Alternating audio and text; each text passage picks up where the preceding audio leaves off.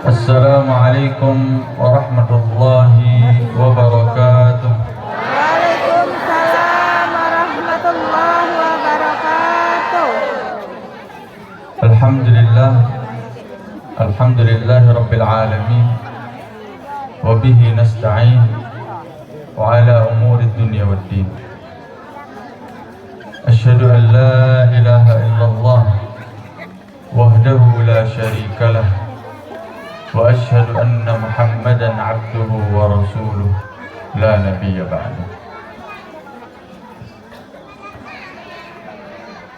Dan pertama-tama segala puji bagi Allah, Rabb semesta alam, yang senantiasa melimpahkan kita nikmat dan karunia, memberikan kita nikmat sehat, nikmat waktu luang, hingga kita bisa berkumpul di majelis ini.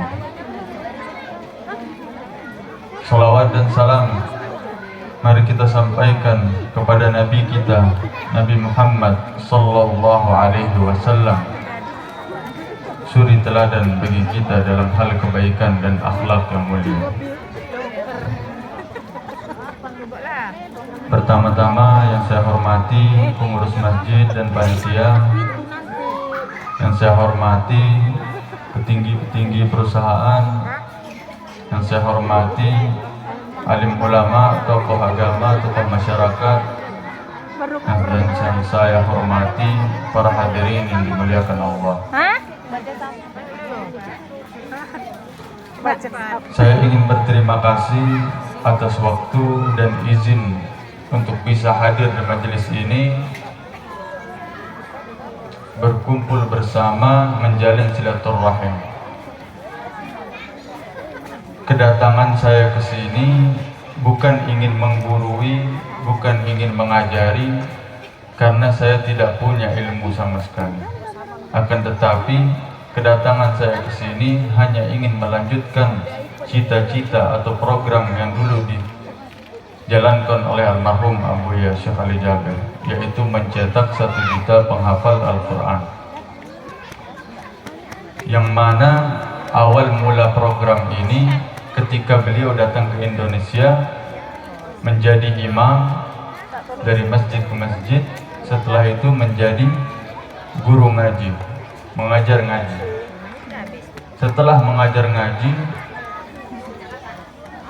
terlihat ternyata masalah di masyarakat Indonesia bukan hanya banyak yang belum menghafal Al-Quran, akan tetapi tidak sedikit yang belum mengenal huruf-huruf Al-Quran. Oleh karena itu beliau dengan semangat pindah dari Saudi, pindah ke Indonesia, hanya satu tujuan. Tujuannya mencetak 1 juta penghafal Al-Quran di Indonesia, agar Indonesia menjadi negara yang makmur, yang aman, yang tentram, dan kedepannya memiliki pemimpin-pemimpin para ahlul Quran.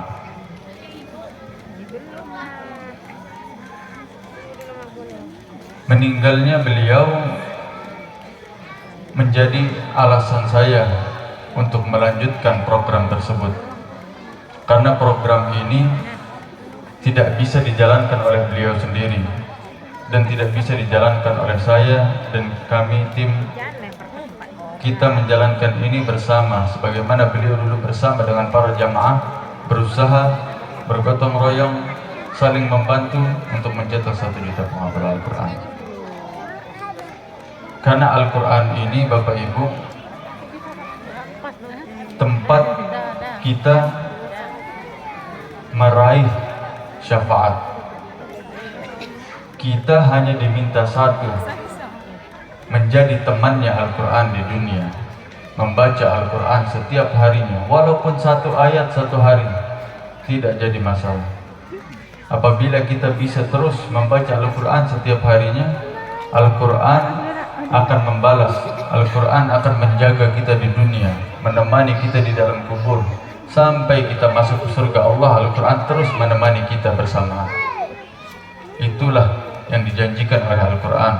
Apabila kita menjaga Al-Quran, menghidupkan Al-Quran, membantu anak-anak para penghafal Al-Quran. Para hadirin yang dimuliakan Allah, di bulan yang mulia ini, bulan kelahiran Nabi, tidak elok apabila kita tidak menceritakan perjuangan Nabi. Perjuangannya begitu panjang. Oleh karena itu saya akan membagi menjadi beberapa fase. Fase pertama yaitu kelahiran dan masa kecil Nabi Muhammad SAW. Rasulullah lahir pada hari Senin 12 Rabiul Awal tahun Gajah, di mana kelahirannya adalah anugerah terbesar bagi umat manusia pada saat itu. Allah Subhanahu wa taala berfirman, "Wa ma arsalnaka illa rahmatan lil alamin." Dan kami tidak mengutusmu melainkan untuk menjadi rahmat bagi seluruh alam.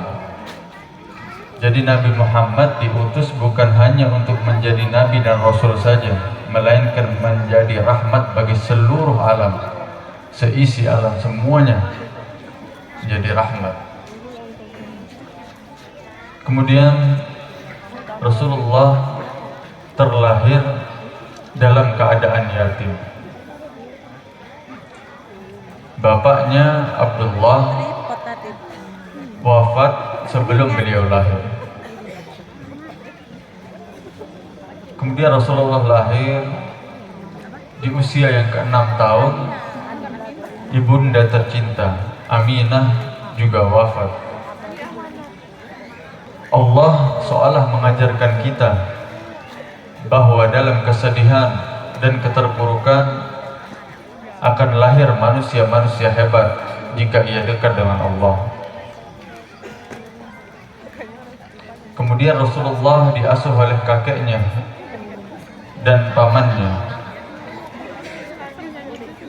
Sejak kecil beliau dikenal dengan akhlak yang mulia.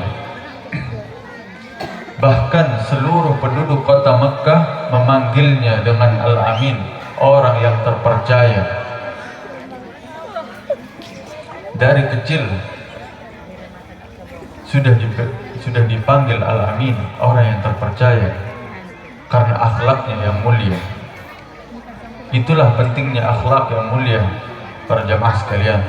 Bahkan apabila kita memiliki ilmu setinggi-tingginya, kalau kita tidak memiliki akhlak, maka sia-sia ilmu kita. Itu sudah dibuktikan sendiri dan dicontohkan sendiri oleh Rasulullah. Dari masa kecil saja sudah berakhlak mulia. Kemudian fase yang kedua yaitu fase kenabian dan juga perjuangan dakwah.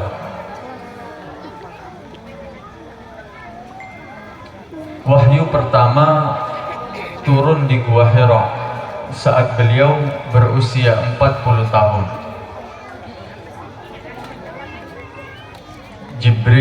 Malaikat Jibril alaihi salam menyampaikan, "Iqra bismi rabbikal ladzi khalaq." Bacalah dengan menyebut nama Tuhanmu yang menciptakan. Ayat ini menjadi penanda bahwa dimulainya misi kenabian, dimulainya perjuangan dakwah Rasulullah. Kemudian Rasulullah memulai perjuangan dakwahnya. Perjuangan dakwahnya pun dibagi menjadi dua. Yang pertama, perjuangan dakwah di Mekah selama 13 tahun. Rasulullah mengajak manusia kepada tauhid. Akan tetapi tantangannya sangat besar, yang dimana kita tahu bahwa pada saat itu kaum Quraisy menolak dengan sangat keras. Bahkan mereka menyiksa Rasulullah, menyiksa para sahabat-sahabat yang lemah seperti Bilal bin Rabah, keluarga Yasir, dan masih banyak lainnya.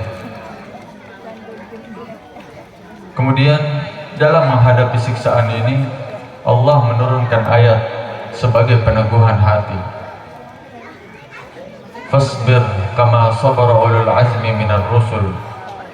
Maka bersabarlah engkau wahai Muhammad sebagaimana kesabaran rasul-rasul yang memiliki keteguhan hati.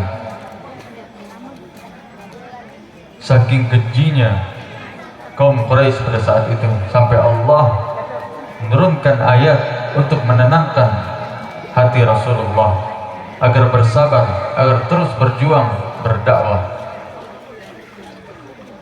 Kemudian perjuangan dakwah yang kedua yaitu di kota Madinah selama 10 tahun.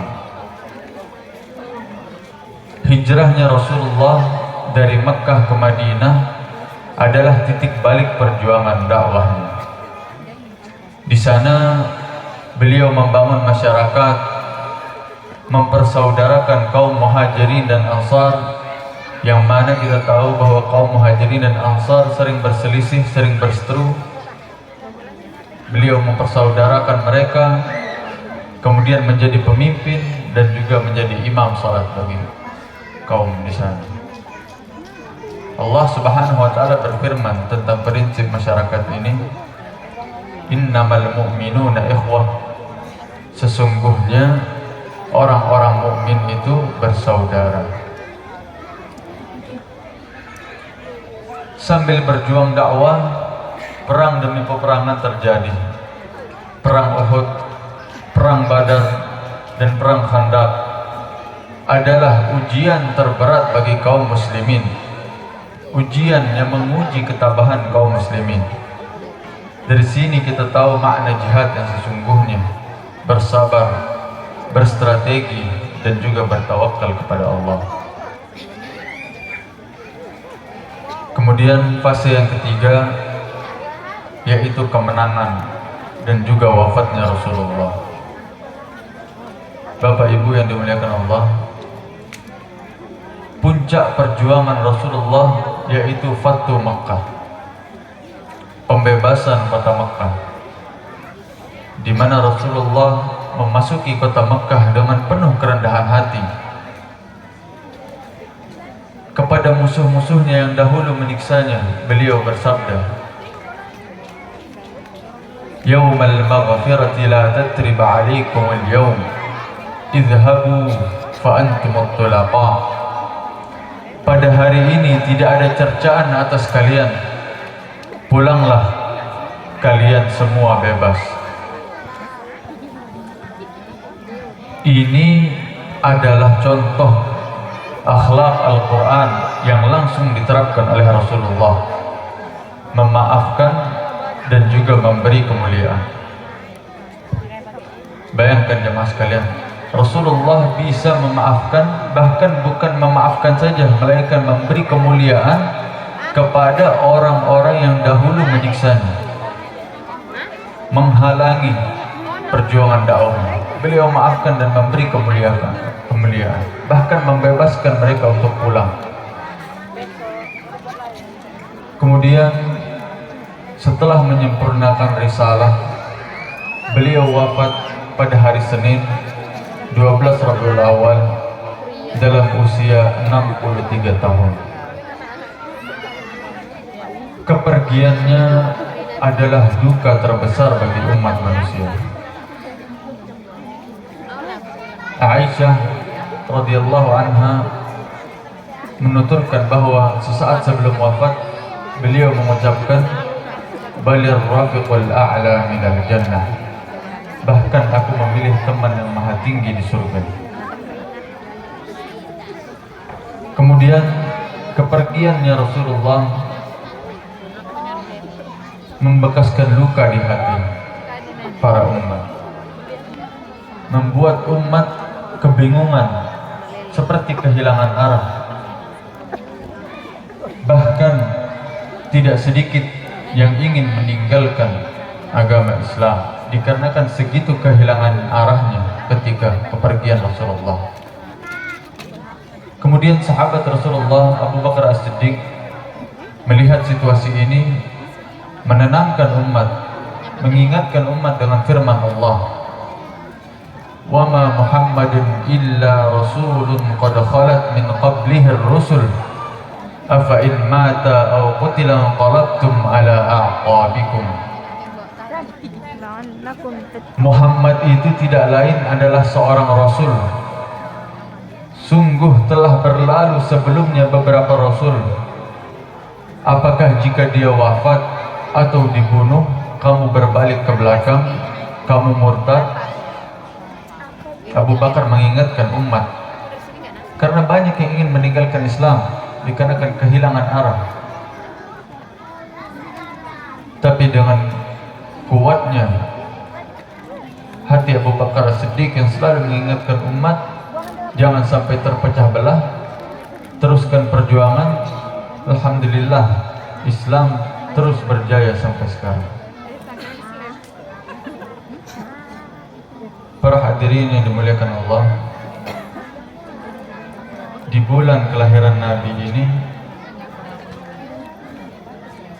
kita harus mengidolakan Nabi di setiap tindakan kita, harus mencontoh Nabi di setiap tindakan kita, mengidolakan Nabi dalam kejujurannya, kejujuran dalam berdagang, mengidolakan keteguhannya dalam beribadah, mengidolakan kasih sayangnya kepada anak yatim, dan mengidolakan kedermawanannya terhadap sesama.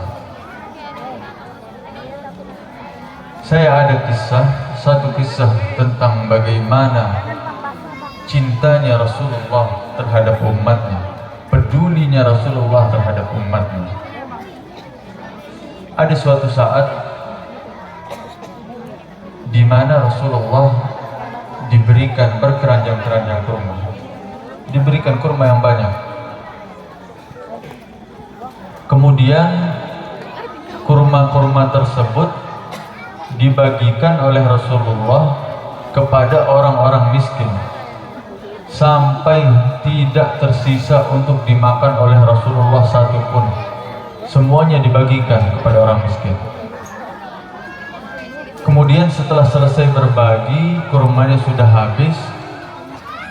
Ada satu orang miskin yang terlambat datang. Datang di saat kurmanya sudah habis, menghadap kepada Rasulullah. Kemudian Rasulullah bingung,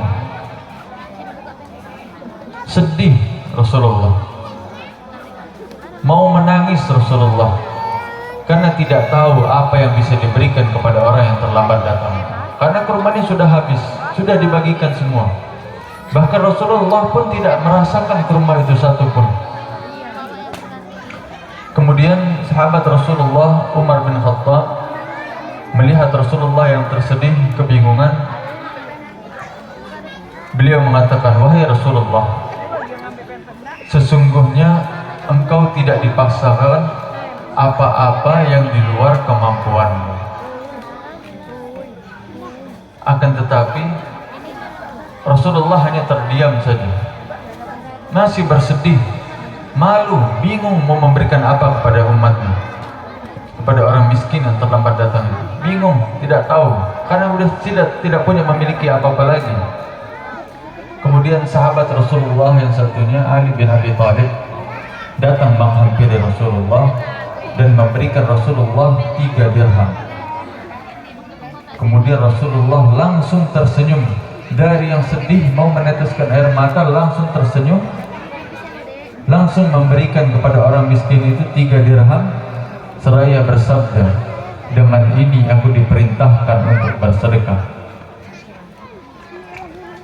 Segitu cintanya kita, segitu cintanya Nabi kita kepada umatnya.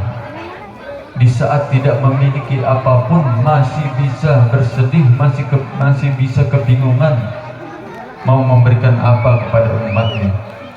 Akan tetapi kita cuma bisa bilang cinta lewat lisan saja, tidak membuktikan bahwa kita benar-benar cinta.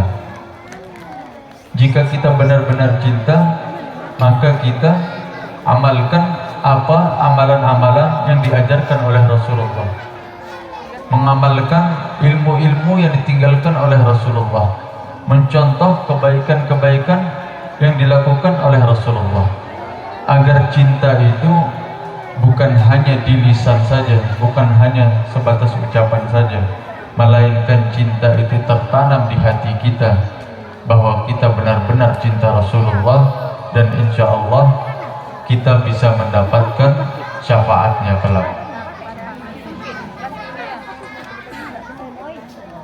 Segitunya dermawannya Rasulullah terhadap umatnya, sampai-sampai Abdullah bin Mas'ud pernah berkata, Rasulullah ketika bersedekah tangannya lebih cepat daripada angin yang berhembus.